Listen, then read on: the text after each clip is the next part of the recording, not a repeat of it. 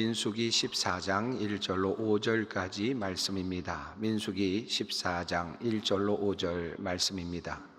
이 계시의 말씀을 봉독할 때 다 함께 살아계신 하나님의 음성을 들으실 수 있기를 바랍니다. 온 회중이 소리를 높여 부르짖으며 백성이 밤새도록 통곡하였더라. 이스라엘 자손이 다 모세와 아론을 원망하며 온 회중이 그들에게 이르되 우리가 애굽 땅에서 죽었거나 이 광야에서 죽었으면 좋았을 것을 어찌하여 여호와가 우리를 그 땅으로 인도하여 칼에 쓰러지게 하려 하는가? 우리 처자가 사로잡히리니 애굽으로 돌아가는 것이 낫지 아니하랴. 이에 서로 말하되 우리가 한 지휘관을 세우고 애굽으로 돌아가자 하매 모세와 아론이 이스라엘 자손의 온 회중 앞에서 엎드린지라. 아멘. 자신의 외모에 불만이 많았던 한 청년의 간증 이야기입니다. 그림 그리기를 좋아하는 미술 학도였는데 거울을 볼 때마다 자신의 찌그러진 얼굴이 마음에 들지 않았습니다. 다른 사람은 그래도 웬만한데 왜 나는 이렇게 특이하게 생겼을까? 자연스럽게 하나님을 향한 원망이 생겨났습니다. 왜 하나님은 나를 이렇게 만드셨을까 하는 생각이 들곤 했습니다. 그러던 어느 날 그림을 그리다가 가슴이 뜨거워지는 경험을 하게 됩니다. 인물화를 그리고 있었는데 조금 특이하게 사람의 얼굴을 그리고 싶어졌습니다. 균형이 잘 잡힌 이목구비가 뚜렷한 사람의 얼굴을 그렸는데 별다른 느낌이 오지를 않았기 때문입니다. 그런데 조금 다르게 그리려니까 얼마나 어려운지 며칠을 생각하면서 고민하면서 그림을 그리다가 한 가지 사실을 깨닫게 된 것입니다. 그는 이렇게 말합니다. 잘생긴 사람을 그리는 것은 그다지 어렵지 않았습니다. 잘생긴 사람은 얼굴 전체를 균형 있게 그리면 되니까요. 그런데 못생긴 사람을 그리려니까 쉽지가 않았습니다. 못생긴 사람은 균형을 무너뜨리되 사람처럼 보여야 하기 때문에 더 많은 공이 들어갔습니다. 그러다가 나의 얼굴을 생각하게 되었습니다. 하나님이 나를 만드실 때 잘생긴 사람보다 훨씬 더 공을 많이 들이셨겠구나 하는 생각이 들었습니다. 그때 저는 이 못생긴 얼굴이 원망이 아니라 감사로 바뀌는 경험을 하게 되었습니다.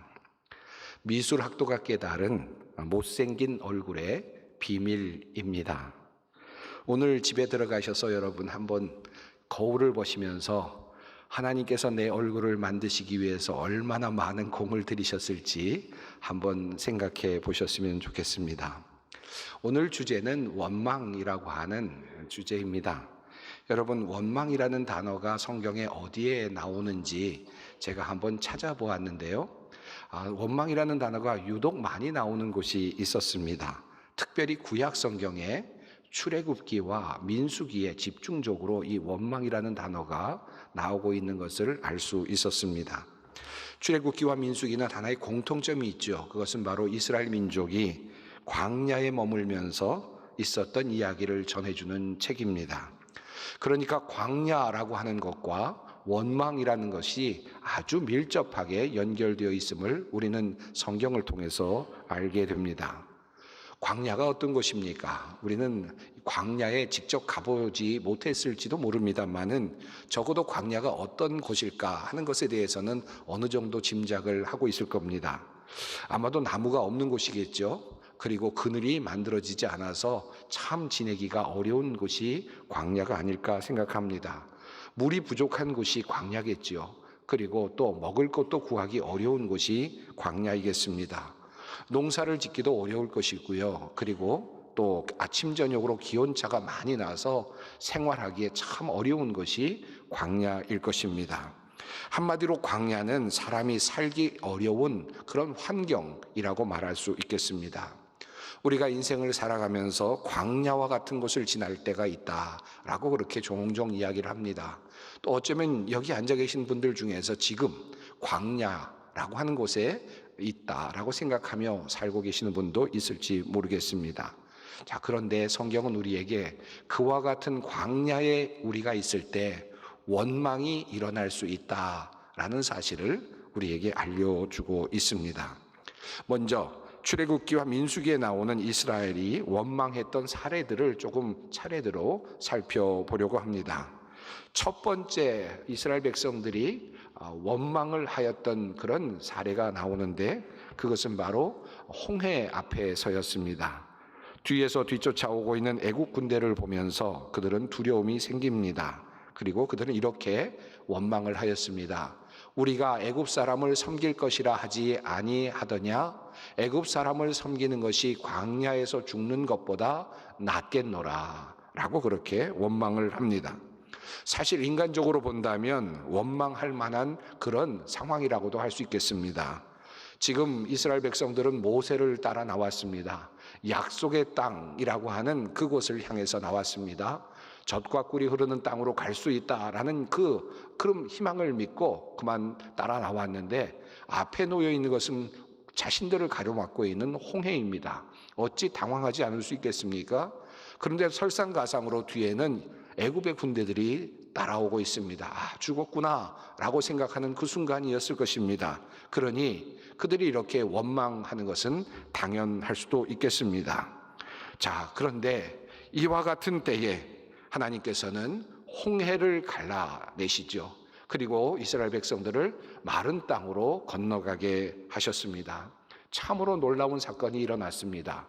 원망할 만한 그때였는데 하나님께서는 길을 열어주셨고 이스라엘 백성들과 함께해 주셨습니다. 그러자 그들의 원망이 이제 찬양으로 바뀌는 것을 보게 됩니다. 그럴만하지 않습니까? 야, 죽었구나 라고 생각했던 그 자리에서 하나님께서 길을 여시고 바다의 길을 여시고 그들을 구원하시고 애국 군대를 수장시키셨으니 놀랄 만한 일이 아닐 수 없습니다. 그들은 그의 입으로 이제 하나님을 찬양하기 시작합니다. 출애굽기 15장은 바로 그 찬양의 이야기를 하고 있는데 첫 번째로 모세의 찬양이 이어지고 있고 또 그 다음에는 미리암의 찬양이 이어지고 있습니다. 그들을 구원하신 하나님을 향한 노래가 이어지고 있는 것입니다. 이스라엘의 원망은 이제 하나님을 향한 찬양으로 바뀌었습니다.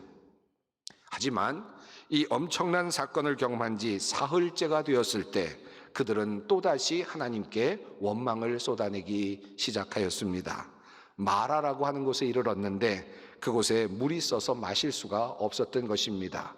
백성이 모세에게 원망하여 이르되 우리가 무엇을 마실까 하매 그들은 원망 섞인 말로 이제 마실 물이 없다라고 그렇게 외친 것입니다. 하나님께서 쓴 물을 단물로 바꾸어 주시죠. 그러자 또 이스라엘 백성들은 원망을 그치게 됩니다. 또 한 달쯤 지나가게 되는데 그때 그들은 또다시 하나님께 원망을 쏟아냅니다. 이스라엘 자손은 온 회중이 그 광야에서 모세와 아론을 원망하여 이스라엘 자손이 그들에게 이르되 우리가 애굽 땅에서 고기 가마 곁에 앉아있던 때와 떡을 배불리 먹던 때에 여호와의 손에 죽었더라면 좋았을 것을 너희가 이 광야로 우리를 인도해내어 이 온 회중이 줄여 죽게 하는도다. 자, 이번에는 배가 고파서 죽겠다라고 하는 것입니다.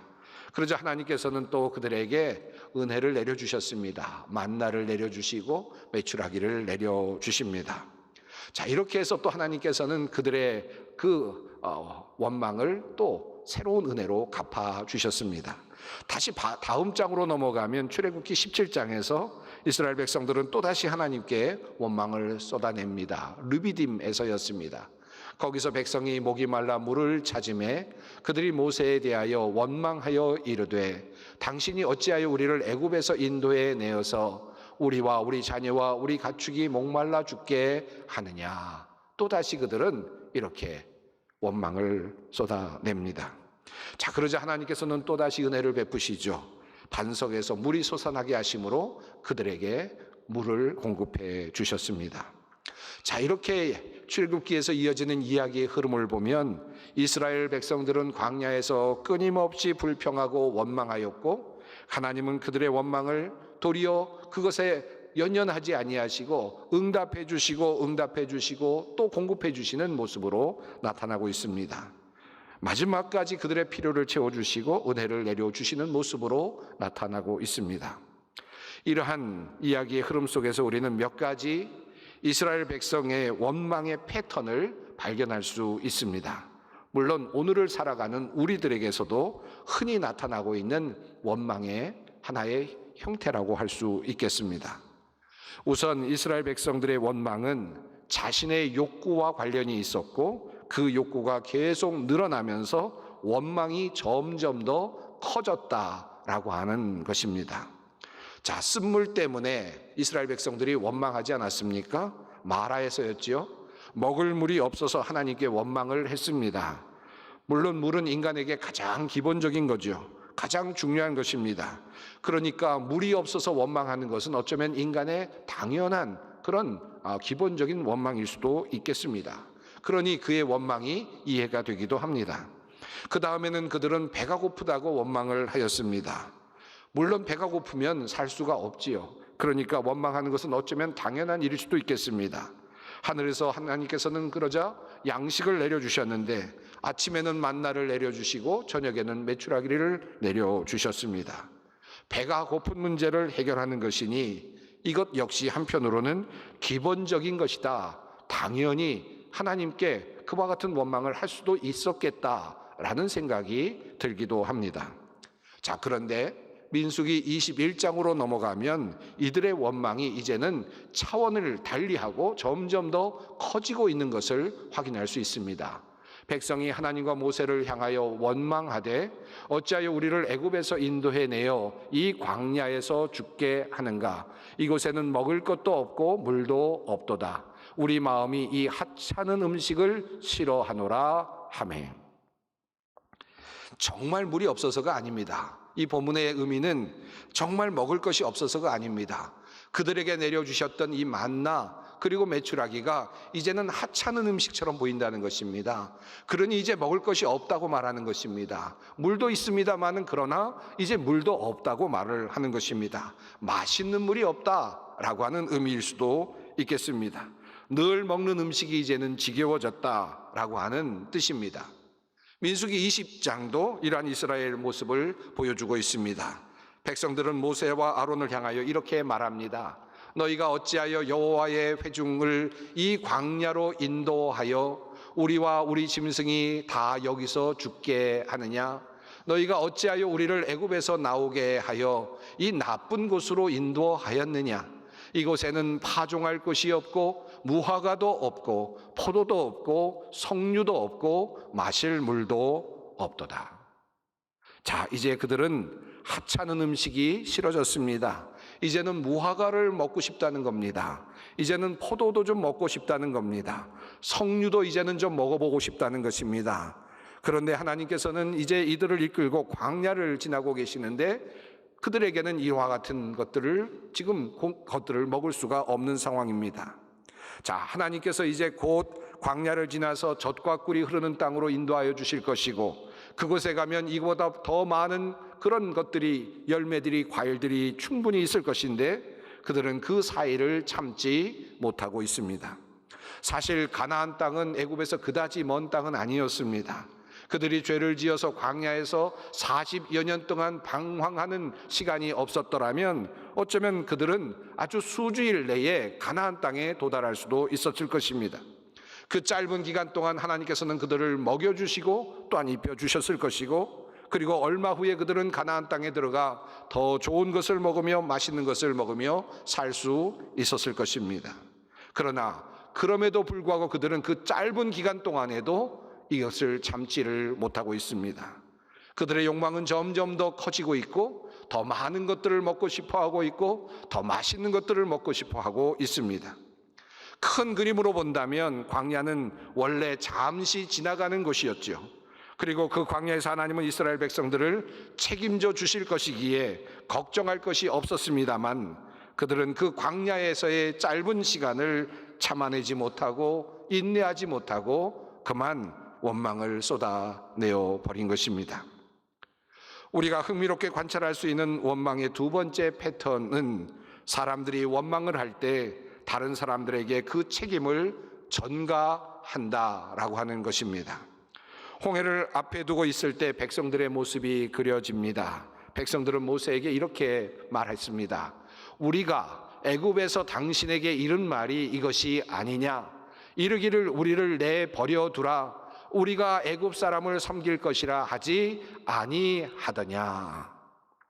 과거에 자신이 했던 말을 꺼내 듭니다. 내가 이럴 줄 알았다라고 말을 하는 것입니다. 내 예상이 맞았다라고 지금 말을 하고 있는 것입니다. 애굽을 탈출해 나온 것들은 자신들이었습니다. 그리고 자신들을 위한 일이었습니다. 그리고 자신들이 선택해서 이제 모세를 따라서 애굽에서 그들은 탈출을 했던 것입니다.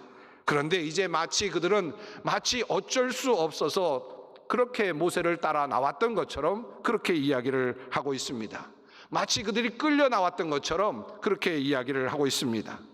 모세 때문에 이런 일이 일어났다라고 말을 하는 것입니다. 아론 때문에 이와 같은 일이 일어났다라고 말을 하는 것입니다. 내가 지금 봉착한 이 많은 문제들이 바로 너 때문에 일어났다라고 그렇게 이야기를 하고 있는 것입니다. 책임을 전가하며 원망을 하고 있는 백성들의 모습이 확연하게 나타나고 있습니다. 원망하는 사람들의 전형적인 모습이라고 할 수 있겠습니다. 내가 지금 이 모양 이 꼴이 된 것은 바로 다 너 때문이다. 아내를 향하여 또는 남편을 향하여 또는 자녀들을 향하여 때로는 부모를 향하여 때로는 여러 주변에 있는 사람들을 향하여 그 책임을 전가하는 그와 같은 원망하는 사람들이 오늘날에도 얼마나 많이 있습니까? 바로 이 모습이 원망하는 사람들의 모습입니다. 책임을 전가하며 원망하는 백성들의 모습이 분명하게 드러나고 있습니다. 자, 이제 또 다른 한 가지 원망하는 사람들의 전형적인 패턴이 본문 속에 잘 나타납니다. 그것은 백성들이 과거를 회상하면서 좋았던 것을 선택적으로 가져오고 있다라고 하는 것입니다. 그들은 광야에서 애굽에서 살았던 때를 회상하면서 이렇게 이야기합니다. 누가 우리에게 고기를 주어 먹게 하랴? 우리가 애굽에 있을 때에는 값없이 생선과 오이와 참외와 부추와 파와 마늘들을 먹은 것이 생각나거늘 이제는 우리의 기력이 다하여 이 만나 외에는 보이는 것이 아무것도 없도다. 또 이어서 말합니다. 출애굽기 16장입니다. 이스라엘 자손이 그들에게 이르되 우리가 애굽 땅에서 고기 가마 곁에 앉아 있던 때와 떡을 배불리 먹던 때에 여호와의 손에 죽었더라면 좋았을 것을 너희가 이 광야로 우리를 인도해 내어 이 온 회중이 줄여 죽게 하는도다. 백성들은 애굽에서 살았을 때에는 생선도 먹을 수 있었다라고 회상을 하는 겁니다. 오이도 있었고 참외도 먹을 수 있었고 부추도 먹을 수 있었고 파도 먹을 수 있었고 마늘도 먹을 수 있었다라는 것입니다. 떡도 먹을 수 있었고 고기 가마 곁에서 그래도 고기라도 조금 얻어 먹을 수 있었다는 것입니다. 과거를 멋지게 회상하고 있는 겁니다. 애굽에 있을 때 그와 같이 아주 재미있게 즐겁게 살았던 것처럼 그들은 회상하고 있습니다. 그러나 정말 애굽에서 그들은 그렇게 행복하게 살았습니까? 물론 먹을 것과 관련하여 조금 더 광야 생활보다는 조금 더 좋은 것을 먹었을지는 모르겠습니다. 하지만 그들이 정작 애굽에서 하나님께 부르짖었던 이유는 그들이 진행하고 있었던 노예 생활이었습니다. 그들은 벽돌 굽는 일에 동원이 되었고 매일 하루 할당된 벽돌들을 만들어내야 하는 고된 노동에 시달렸습니다. 그리고 심지어는 그 안에 들어가야 할 갈대들도 스스로 찾아내어서 벽돌을 굽도록 하는 일을 해야만 했습니다. 그런 상황 속에서 그들은 하나님 앞에 울부짖었습니다. 그리고 하나님께 도움을 간구했습니다. 이런 실상을 성경은 이렇게 묘사하고 있습니다. 여러 해 후에 애굽 왕은 죽었고 이스라엘 자손은 고된 노동으로 말미암아 탄식하며 부르짖으니 그 고된 노동으로 말미암아 부르짖는 소리가 하나님께 상달된지라. 성경은 이렇게 분명히 말하고 있습니다. 그들은 애굽에서 분명히 부르짖었습니다. 못 살겠다고, 이렇게는 못 살겠다고, 하나님 나를 구원해 주십시오라고 그렇게 애타게 구원을 요청했습니다. 자, 그런데 정작 하나님께서 그들을 애굽에서 탈출시켜 주시고 비록 지금은 중간 단계인 광야에 머물고 있지만 그들은 그 과거를 도리어 회상하는데 애굽에서 있었던 좋았던 일들만을 상상을 하고 있는 것입니다. 그리고 좋았던 것들을 선택적으로 생각하며 오늘의 현실을 원망하고 있습니다. 고된 노동으로 하나님께 부르짖었던 그들의 과거는 모두 잊어버리고 그것에서 종으로 살면서 조금 얻었던 그것들을 떠올리면서 그것이 없다고 하나님께 원망을 하고 있는 것입니다. 늘 우리들의 삶은 이런 식이죠.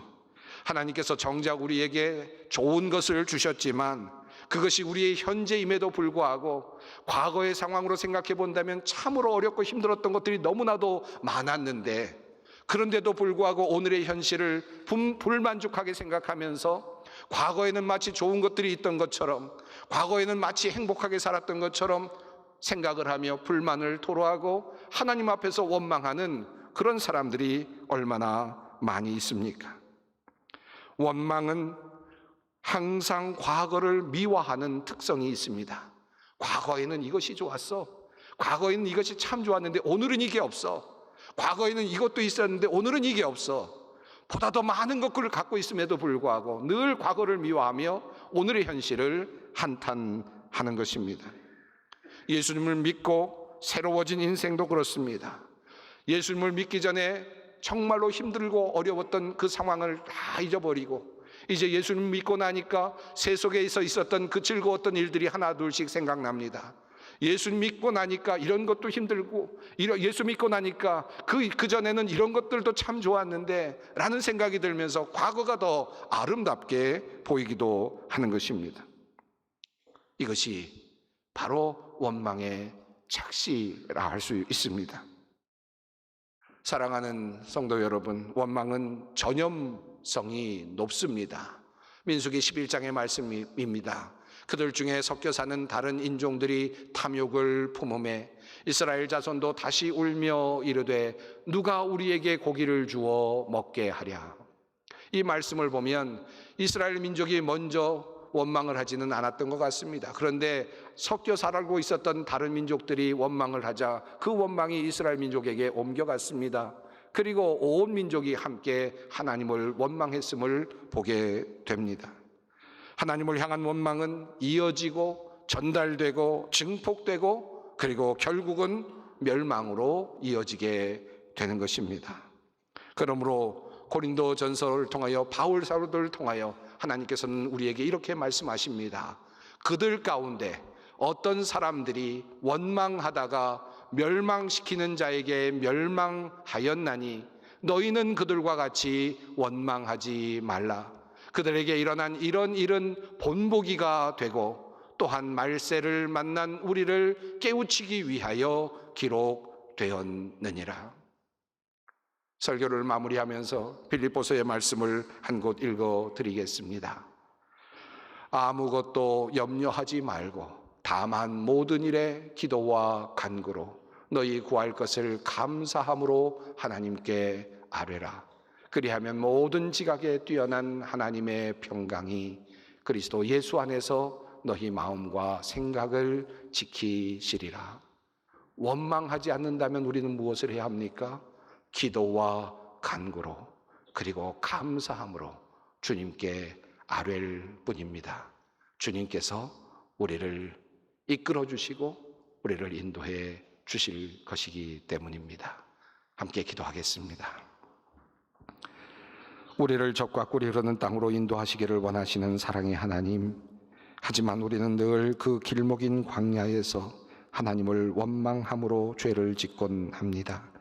원망함은 전능하신 하나님, 사랑의 하나님을 믿지 아니하는 불신앙임을 이 시간 깨닫습니다. 주님, 우리에게 원망 대신 기도를 주시고 원망 대신 감사를 주시어 주님께서 이끄시는 약속의 땅에 이르게 하옵소서. 예수님의 이름으로 기도드립니다. 아멘.